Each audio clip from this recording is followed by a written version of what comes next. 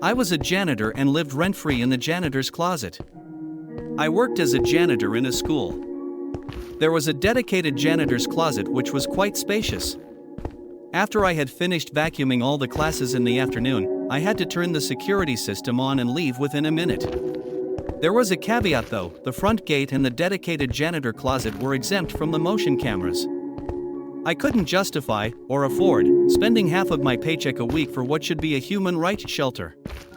So I did what I had to do and simply lived in that closet. I saved over $20,000 in rent. I installed a mini fridge and an air fryer and had quite the time. The contract got changed, so I lost that gig.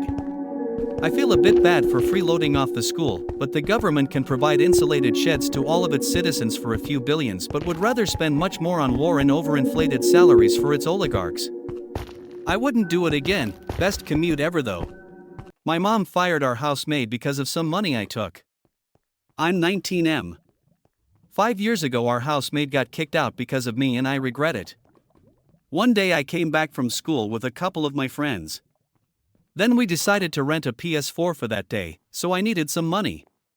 My dad wasn't home and my mother was sleeping, so I looked under one of the carpets and found some money. My mom kept it there. It was more than I needed, but I said let's just take it and buy some extra stuff with it. I was planning on telling mom when I got back. When I finished playing, I went back home and found my mom yelling at the maid. When I realized it was about the money, I couldn't say it was me because she would have killed me, because why didn't you tell me before I yelled at the poor maid? So she kicked her out. The maid really needed that job and her family too.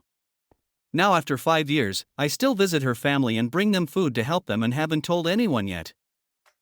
I tell homeless people I have terminal cancer in order to avoid small talk. Disclaimer: I do not actually have cancer. Long story short, I'm autistic as shit among other things and have zero social skills for conversation, which tends to make people very uncomfortable. And oftentimes when I see a homeless person asking for food or saying they're hungry, I approach them and offer them if they'd like a foot-long sandwich or something tasty. They always say yes. There's no real reason I do this other than the fact that I can. I don't feel sad for them or believe in karma or God or whatever. Someone is hungry and I can help. I don't need any other reason. That explanation has been met with a wide range of reactions by friends, family members, and psychologists, ranging from respect to outright horror. This is fine and all. However, as we walk to the store or whatever, they always try to make small talk and ask me why I'm doing this. They ask if I'm religious or if I believe in a greater good or something, or they try to explain why they are in this situation. I don't care, but it has been explained to me that people feel kind of ashamed in those situations. Boy, have I said the wrong thing before learning that. And things get awkward as all hell, as I don't know what to say when someone tells me they lost their job and things didn't go their way in some way or the other, because my go-to response, "Oh man, that sucks," has been met with visible discomfort.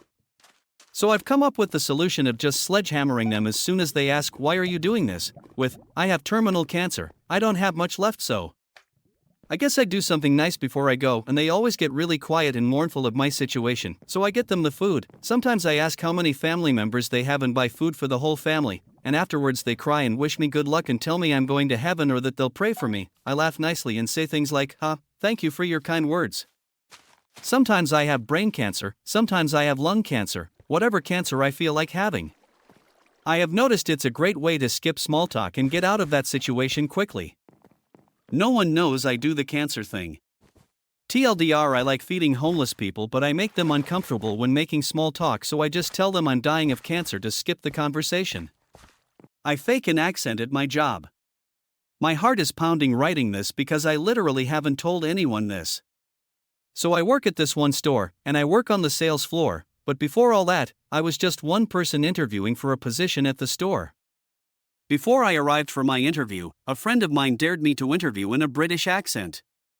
I said I'd do it only if they paid me, and to my surprise, they sent me like $10 through Venmo, which was more than enough for me. I went into the interview with the mindset that I wasn't gonna get hired, and they inevitably hired me on the spot. Accent and all. I was nervous because I had already talked to a whole bunch of higher-ups with the accent and decided to just go through with it, thinking it was only going to be a summer job. I was so wrong. It's been like 7 months that I've been working there and I still use the accent to this day. When people ask me where I'm from, I just tell them my hometown because I have several Brits from that town whom I grew up with. The accent hasn't really. A few summers ago, I went for a bike ride around midnight with a friend. We went our separate ways at the end of the evening, and I had about 2 blocks to ride back by myself. Because of construction, I had to ride on the sidewalk, but the streets were dead, but it wasn't a problem until right where I was about to turn left onto my street. There was this man walking by himself, maybe 40s, a little scruffy but not homeless. The sidewalk was narrow and I didn't want to freak him out, so when I got about 6 feet behind him I said, "Hey, behind you." And he turned around and gave me this super angry look. I turned down my street and he started to follow me, literally screaming about how I was a ducking cookie and he was going to watch me and all that. I live right off the corner and I didn't want him to figure that out, so I decided to do another loop around the block. That's not the scary part. The scary part is that when I looped back around and looked down the street, I saw him standing on my ducking front stoop staring out at the street like the mother lover knew I lived there. He saw me ride by again, but he didn't say anything. I ended up going back to the friends, but my bike got stolen from the alleyway by the house 2 days later. Edit: the guy in question was definitely not actually homeless. We have a large population of mentally ill in that area, unfortunately, downtown of a medium-sized city, so if I didn't think the sidewalk was too narrow to pass otherwise, I wouldn't have disturbed him. Half the scary part was that he looked pretty much completely normal for my area. That being said, I ended up texting my mom and she made the decision not to notify law enforcement until my bike was stolen.